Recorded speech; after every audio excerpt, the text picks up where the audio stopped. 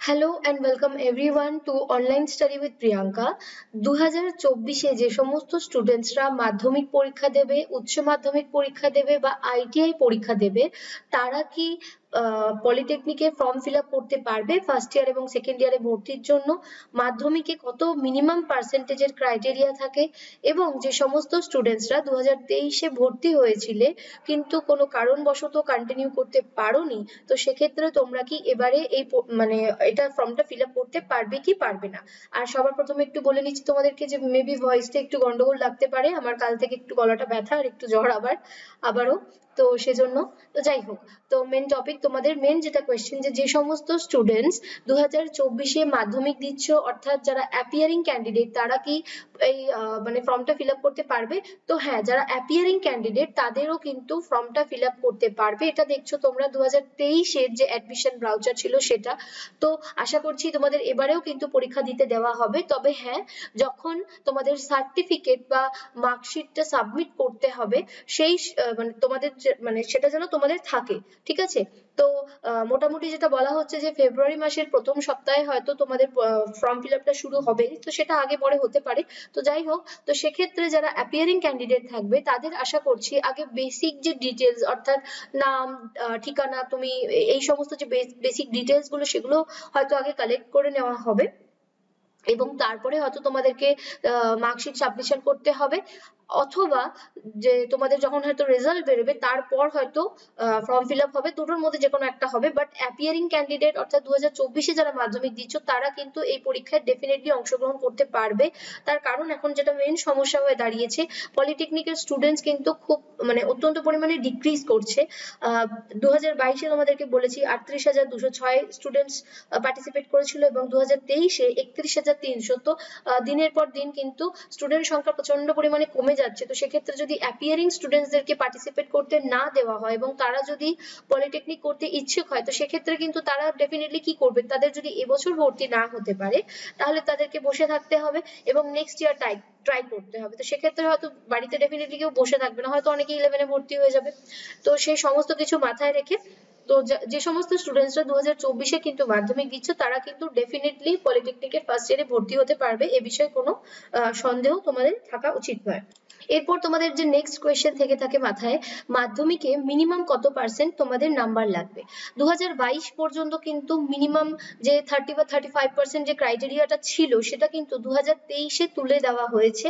আমার মনে হয় এটারও এই একই কারণ যে যেহেতু প্রচন্ড পরিমাণে স্টুডেন্ট ডিক্রিজ করছে, তো সেক্ষেত্রে যাতে সবাই ফর্ম ফিল আপ করতে পারে জাস্ট পাস মার্কস থাকলেই, সেই জন্যই কিন্তু এটাকে করা হয়েছিল। তো মোটামুটি আশা করছি এবারে ওরকম মিনিমাম কোনো মানে নাম্বারের ক্রাইটেরিয়া বা মিনিমাম পার্সেন্টেজের কোনো ক্রাইটেরিয়া থাকবে না। তবে আমাদের অবশ্যই ওয়েট করতে হবে অফিসিয়াল ওয়েবসাইটের যে ইনফরমেশন সেটার জন্য বা নেক্সট যে 2024-এর যে এক্সাম ব্রাউচার সেটার জন্য। বাট আশা করছি এবারেও তোমাদের এই যে মিনিমাম যে ক্রাইটেরিয়া নাম্বারের বা পার্সেন্টেজের সেটা থাকবে না এবং ডেফিনেটলি যারা অ্যাপিয়ারিং ক্যান্ডিডেট আছো অর্থাৎ যারা মাধ্যমিক পরীক্ষা দিচ্ছ 2024-এ, তারাও কিন্তু এটা ফিল আপ করতে পারবে। এরপর চলে আসছি যে সমস্ত স্টুডেন্টসরা উচ্চ মাধ্যমিক এবারে দিচ্ছ তারা কি অ্যাপিয়ার করতে পারবে কি পারবে না, এবং যারা আইটিআই দিচ্ছ তারা অ্যাপিয়ার করতে পারবে কি পারবে না। তো 2023-এর নিয়ম অনুযায়ী কিন্তু যে সমস্ত স্টুডেন্টসরা পাস্ট 10+2 আইটিআই যারা মানে পাস করে গিয়েছিল তাদেরকে ফিল আপ করতে দিয়েছিল, appearing ITI candidates are not eligible. তো যারা অ্যাপিয়ারিং ক্যান্ডিডেট অর্থাৎ যারা 2024-এ আইটিআই যে ফাইনাল এক্সাম সেটা দেবে, সেক্ষেত্রে কিন্তু তাদেরকে মানে অ্যালাউ করা হয় না। তো 2024-এ কি করা হবে সেটার জন্য আমাদেরকে এখনো ওয়েট করতে হবে। বাট আগের বার কি হয়েছিল যে তোমাদের মানে প্রসেসটা এতটা দেরি হয়েছিল যে স্টুডেন্টসরা কিন্তু পেয়ে গিয়েছিল সার্টিফিকেট, এবং তোমরা সকলেই জানো যে ভর্তির যে সময়টা সেই সময়টা কিন্তু যে সার্টিফিকেট গুলো সেগুলো দিতে হয়, তো সেক্ষেত্রে তারা করতে পেরেছিল। বাট এবারে যেটা হচ্ছে যে এবারে যেহেতু নাম্বারের ভিত্তিতে ভর্তি হতে চলেছে, তো সেক্ষেত্রে প্রসেসটা হয়তো মানে অনেকটা ডিলে করতে হবে। তার কারণ হচ্ছে যদি অ্যাপিয়ারিং স্টুডেন্টদেরকে কভার করতে চায় অর্থাৎ যারা 2024-এ উচ্চ মাধ্যমিক মাধ্যমিক বা আইটিআই দেবে, তাদের কিন্তু নাম্বারটা অত্যন্ত জরুরি। তার কারণ যেহেতু নাম্বারের ভিত্তিতেই সিলেকশন হবে, তো নাম্বারটাই যদি না জানে বা পার্সেন্টেজটাই যদি না জানে, তো সেক্ষেত্রে প্রসেস কিন্তু আগে এগোতে পারবে না। এরপর হচ্ছে যে সমস্ত স্টুডেন্টসরা 12-এ তোমাদের সরি আর্টস বা কমার্স থাকে, তো সেক্ষেত্রে তারা কি ডিপ্লোমার সেকেন্ড ইয়ারে ভর্তি হতে পারবে। তো 2023 থেকে কিন্তু এখানে দেখো একটা এক্সট্রা এখানে অ্যাড করা হয়েছে যে পাস্ট অর অ্যাপিয়ার্ড 10+2 এক্সামিনেশন, ঠিক আছে। তো এখানে 10+2 এক্সামিনেশন তুমি দেখে বুঝতে পারছো যে এখানে কিন্তু শুধুমাত্র 10+2, এখানে সাবজেক্ট কোনো কিছু মেনশন করা নেই, অর্থাৎ আর্টস বা কমার্সের স্টুডেন্টসরা কিন্তু এখানে অ্যাপ্লাই করতে পারবে। এবার এখানে যেটা মানে তোমাদের কোয়েশ্চেন, যে যেহেতু নাম্বারের ভিত্তিতে হবে এবং তোমাদেরকে যে পেপারের কাট আউটটা দেখিয়েছিলাম সেখানে লেখা ছিল যে সায়েন্সের অর্থাৎ ম্যাথস বা সায়েন্স গ্রুপের যে নাম্বারগুলো সেগুলোর উপরে ভিত্তি করে জোর দেওয়া হবে। তো সেক্ষেত্রে তোমাদের মনে হতে পারে যে আর্টসের স্টুডেন্টসদের তো সেই সাবজেক্টস গুলো থাকছে না। তো সেক্ষেত্রে আমার যেটা মনে হচ্ছে যেটা করা হবে যে ধরে নাও দুটো সিট আছে, তো সেক্ষেত্রে তিনটে, আমি জাস্ট সাপোজ তোমাদেরকে বোঝানোর জন্য বলছি, ধরে নাও দুটো সিট আছে এবং সেক্ষেত্রে তিনটে আর্টস এর স্টুডেন্টস অ্যাপ্লাই করেছে। তো সেই তিনটে আর্টস এর স্টুডেন্টস এর মধ্যে যে দুটো আর্টস স্টুডেন্টের হয়তো টোটাল নাম্বারটা বেশি তাদেরকে সুযোগ দেওয়া হবে।